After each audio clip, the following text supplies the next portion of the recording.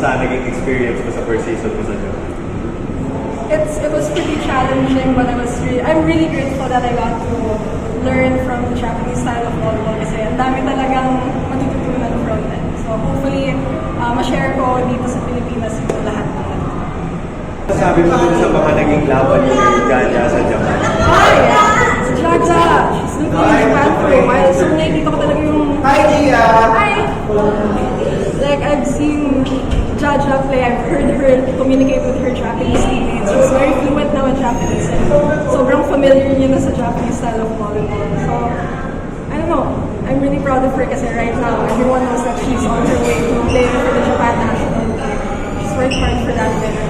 Pero she's still the same humble, funny Jaja that I grew up with her and get to know. So, yeah.